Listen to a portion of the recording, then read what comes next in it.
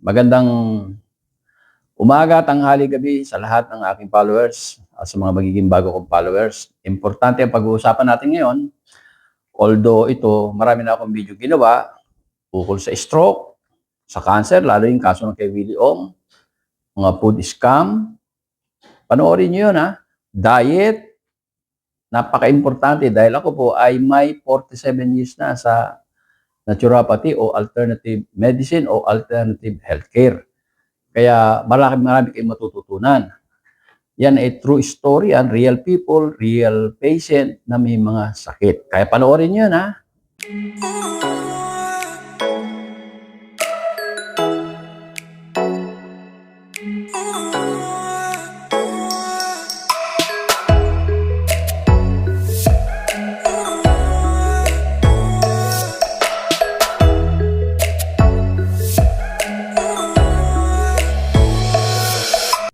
Ngayon, ito naman ang pag-uusapan natin itong constipation.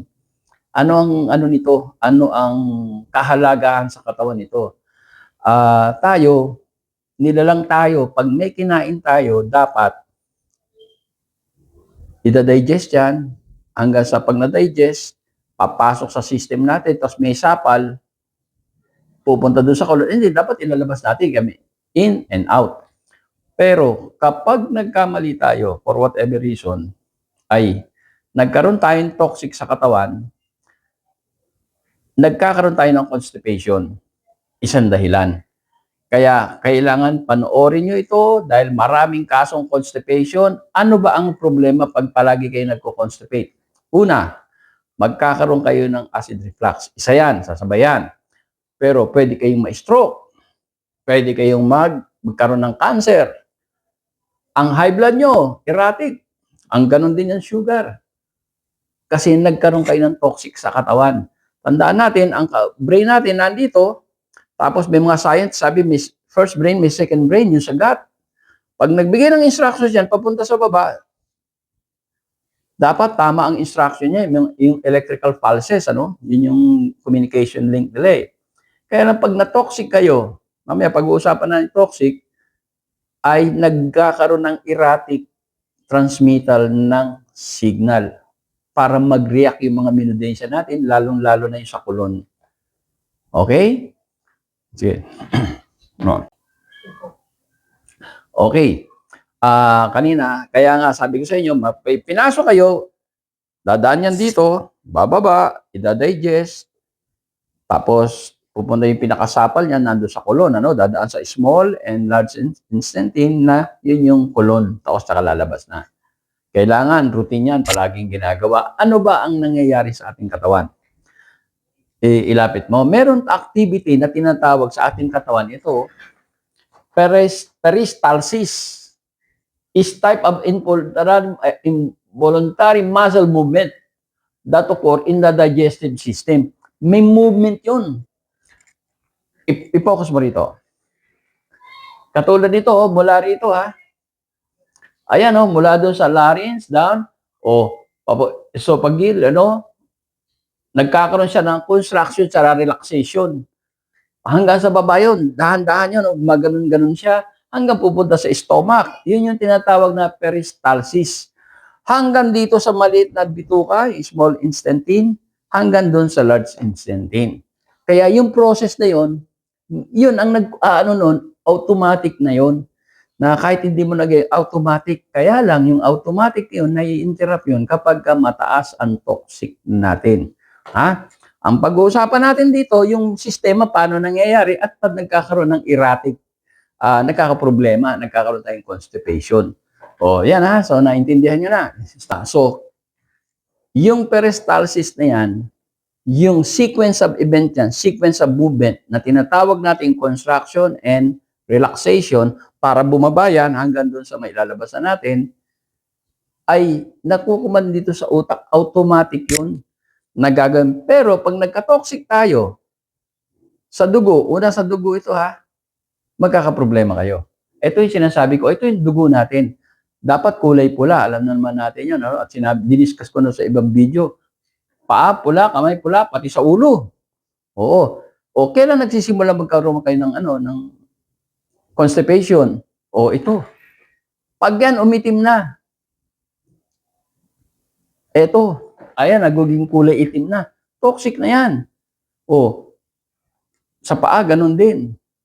O, pag ganyan ang dugo nyo, di ba, sabi ko kanina, pag karoon kayong constipation, marami ng panggagalingan ng sakit niyan. Mula stroke, siyempre mag-iiri ka o kaya cancer, kasi nagre-retain yung, yung waste mo na dapat ilabas eh.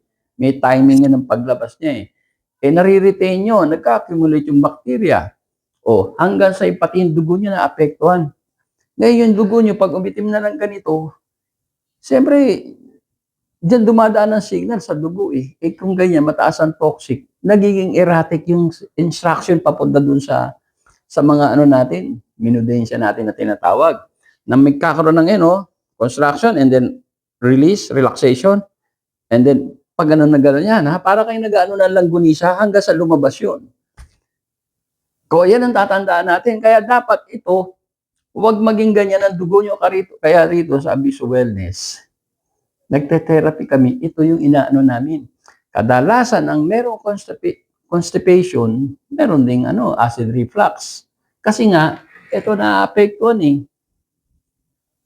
Ito yung sinasabi ko na-apektuhan, no? Pagka hindi tama yung timing ng tinatawag natin peristalsis, ito apektado rin dito, yung pagbuka at sara niya, meron tinatawag construction and then relaxation and then pagbaba rito, construction and then relaxation hanggang bumaba dito sa stomach. Pag hindi parang nakabuka o mali ang timing, ang nangyayari, ito acid itong stomach, sumisingaw dyan, kaya minsan makita, minsan na-hospital pa yung tao, ang taas ng acid, di ba?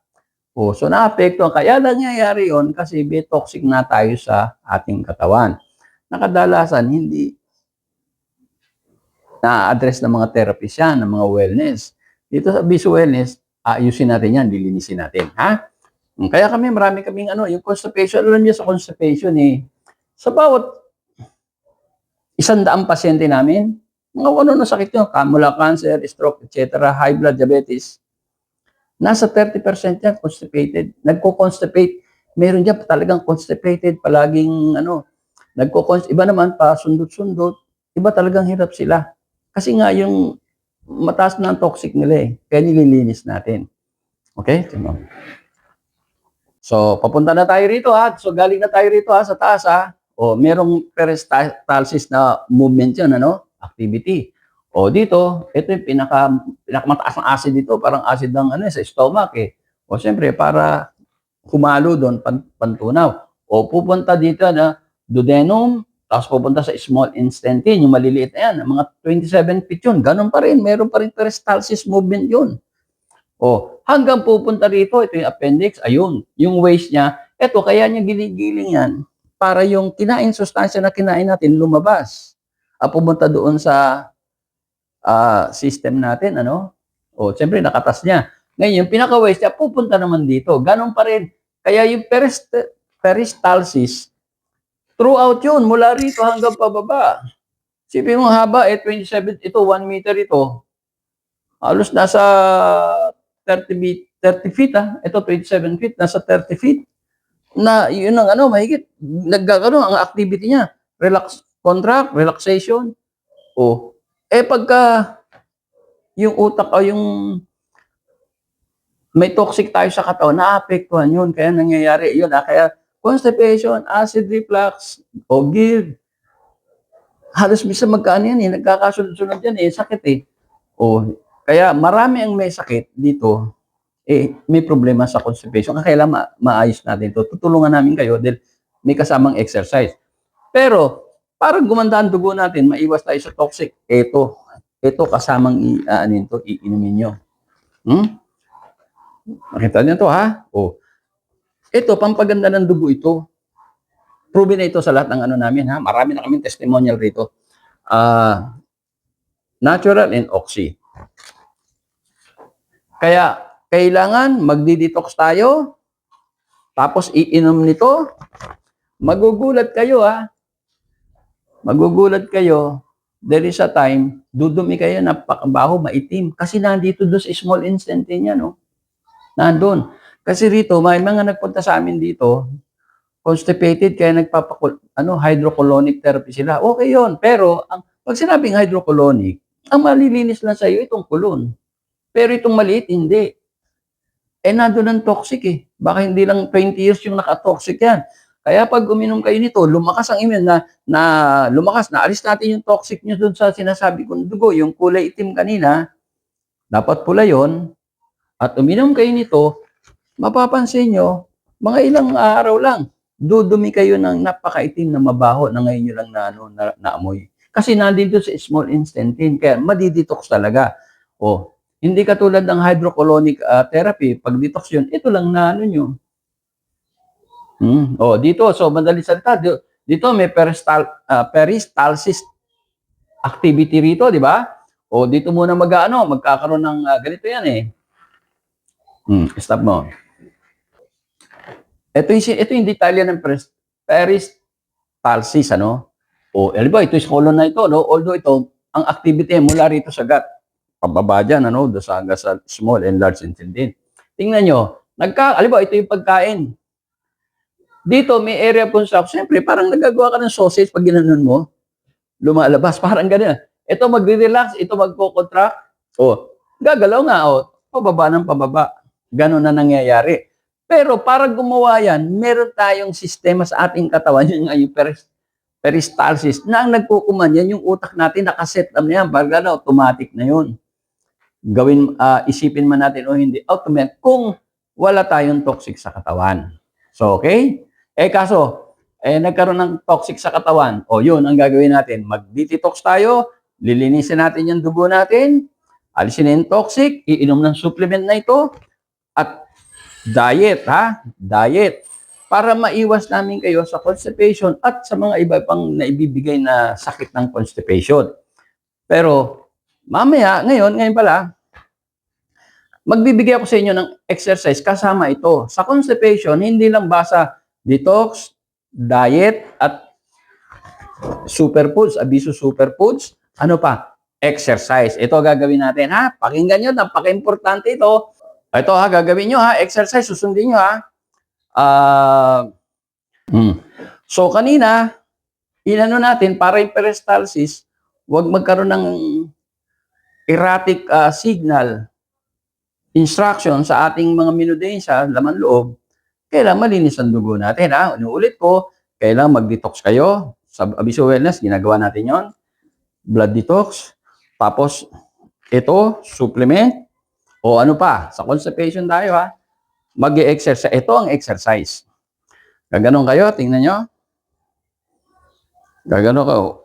1, 2, 10. Tingnan nyo, nagalaw-galaw. Pero, huwag nyo kakalimutan yung breathing system. Halimbawa, ganito. Higop, inhale.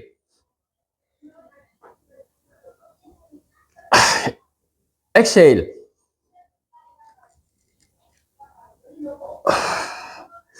Inhale. Kahit 5 to 10 repetition, yun. Tapos, ito naman, ganun, halos nakakapa nyo itong talagang, anong ginagawa natin? Ginagalaw natin yung nandito, yung medyo ini-exercise natin ito, para makalugba siya. Inhale, tandaan nyo, huwag nakalimutan, inhale, exhale, Inhale, ganyan. Inhale. Exhale. Inhale, gusto nyo kapain ito to. Exhale. Gagawin yan, 10 repetition. Pwedeng 5 to 10, nasa inyo, depende kung ano yung nyo, Pero yung inhale and exhale. Pero bago gawin nyo ito, iinom muna kayo ng tubig, dalawa. Warm water, cold okay lang. Kung sa umaga nyo gagawin, pwedeng warm water. Gusto nyo, lagyan nyo ng lemon, okay rin yun, nyo ng lemon. Ito na. Pag upo naman sa CR, sa bowl, anong gagawin nyo? Ito.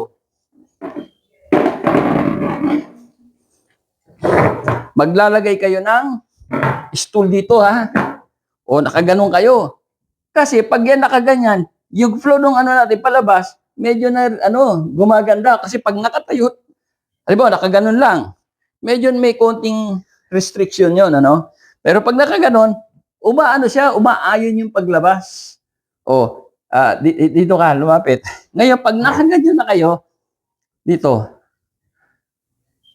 mag-e-exercise din kayo, ha? Igagawin nyo to, parang bobombahin nyo ito, ganun, no? Inhale, exhale. Ito ang gagawin nyo, dito. Kasi nandun yung simula, eh. Tingnan mo rito. Ito yung parang tinutulak natin. Kaya kayo nag-constipate kasi yung nagka-problema nga kayo sa peristalsis niyan, Ito, pupuwersahin natin na exercise yan, Kaya nakaganyan, Ito, gano'n, ito. 5 to 10, repetition. Kung gusto nyo, ilalagay nyo ito rito. Pwede ilagay yung tuwalya o yung kamay nyo, gano'n, Igaganon nyo. Para umangat din maano ito.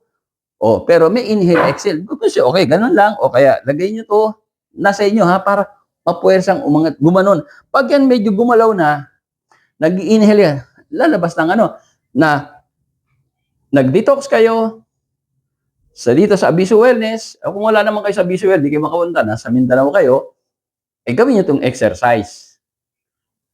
So, naintindihan nyo, yung exercise sinasabi ko, iinom muna kayo ng 2 basong tubig.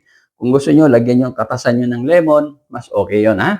So, nagkaintindihan tayo. Gawin nyo yan dahil ang constipation, ang daming problema na sakit ibibigay. Tingnan nyo, si Willie Ong, alam nyo ba, si Doc Willie Ong na nagka-cancer, nasa Singapore, ang lang tinabi sa kanya, nung doktor doon, basta pag kumain ka, ilabas mo. Pag yan di lumabas, problema yan. Babalik yung kasa, sabihin gano'n, di ba? Parang yun ang narinig ko, Pero yun ang totoo talaga. Kaya, gagawin natin dahil minsan kasi yung ating kulon, tinatamad yan. Dahil nga sa toxic. Pero ayusin natin yung makisam. Dudumi kayo once na umano kayo nito. Ha? Ngayon, kung talagang malala yung nyo, may bukol kayo. May bukol, ha? Yun ang problema. Ibig sabihin, doon sa stop mo. Okay. Halimbawa, kung may bukol kayo doon sa sa large intestine, sa colon, yun ang problema. Halimbawa, ito yung dumi nyo, stool nyo, tapos may bukol doon. Ibang usapan yan. Ano ang gagawin natin? Paano yan? Lumiit yung diameter, di ba? Hindi, kahit na naayos natin, pero maliit pa rin. Anong gagawin natin? Maiinumin tayo.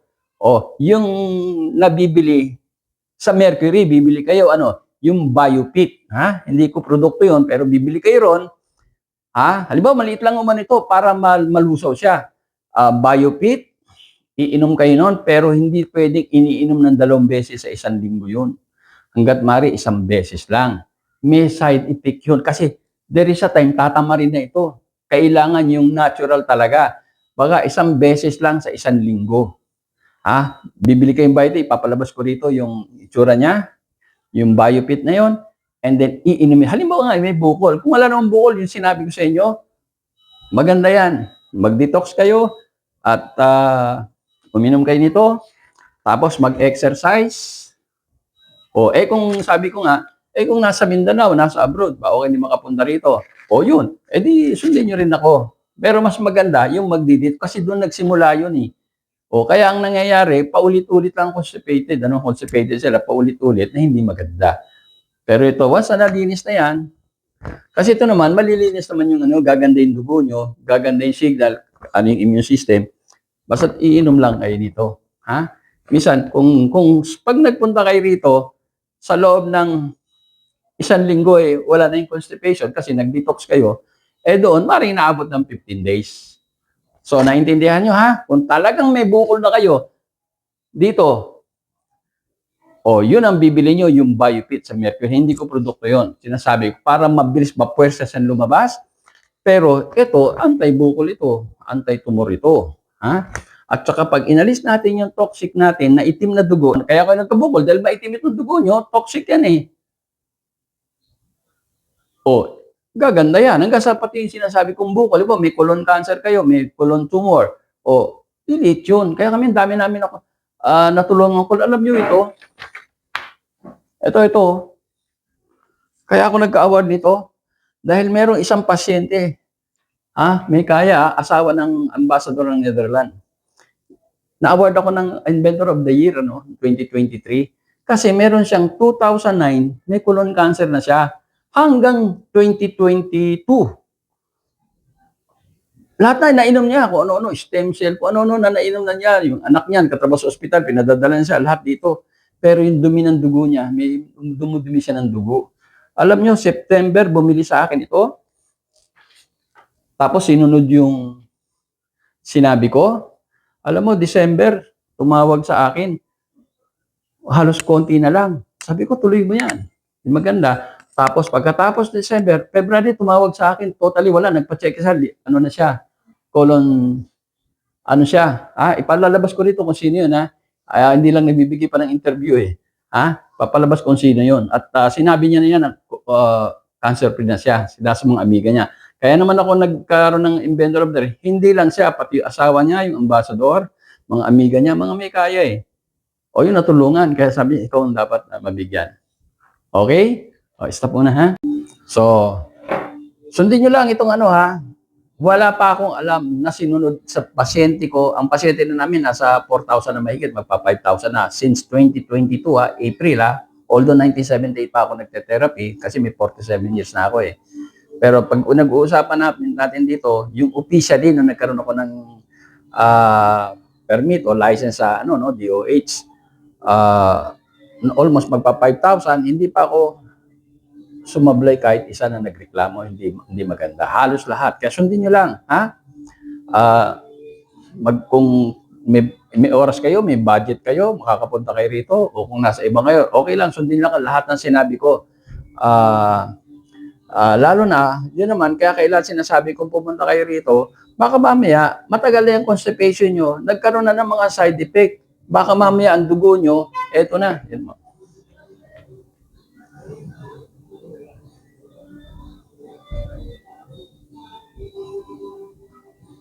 Okay? Baka mamaya, ang dugo nyo, ganito na, dikit-dikit na.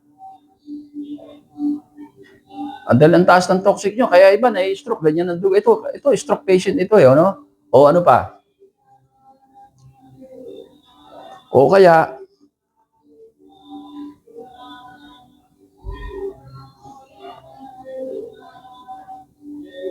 sa tagal ng, Okay. Sa tagal ng constipation nyo, na na-stuck niya na matagal, natotoxic lalo, nag-accelerate yung toxic nyo sa katawan, baka ito na yung dugo nyo, may parang spike, parang cactus. Ito parang bulutong, parang popcorn. Hindi maganda yan. Dapat ang dugo nating hemoglobin, dapat yan bilog na parang sago, na parang perlas, parang bering. Ganito. Tingnan nyo, Ito. Ayan, dapat. Ito, ideal na ito, Ito, ideal ito. Tingnan nyo, wala siyang tinik-tinik, hindi katulad nun, Yan, sa Abiso Wellness, gagawin natin yan. Kaya tayo, ang pag-constipated kayo na matagal, pabalik-balik, ako ini-expect ko, may problema na kayo. Kaya mag-iingat kayo. Hindi basta constipation lang, ikala mo, hindi, baka na yan, naka-apekto. Hindi naman kasi, pag yan, nagkaroon na ng tinik-tinik, mahina na yung anti-cancer nyo. Katulad nitong pinakita ko sa inyo. Ayan, Ito, may cancer na ito eh. Antayin nyo pa ba yun? Siyempre, hindi, di ba? Kung ito ideal blood, checkin natin dito pag nagpunta kayo sa Abiso Wellness, yan ang ideal blood, okay na yan. Pero ano ba pinakamagandang dugo? Ito yung dugo ko. Dugo ko ito, yan ang pinakamaganda, parang bearing, parang perlas, di ba? Hiwa-hiwalay. Gagastos kayo ng oras yan, siyempre pera. Pero sabi ko nga alam nyo, ang labanan ngayon, hindi na paramihan ng pera, pagandahan ng katawan. Ang daming may sakit ngayon. Hanggat mari, maiwas nyo. Tingnan nyo, yan ang dugo ko. Hanggat mari, yearly, ganyan ang dugo nyo. Katulad ko, pag ganyan ang dugo nyo, wala na kayong problema kahit kumain kayo ng marami, katulad nito. Pag ganyan, katulad ko, wala akong limit sa pagkain, lahat kinakain ko pag ganyan na.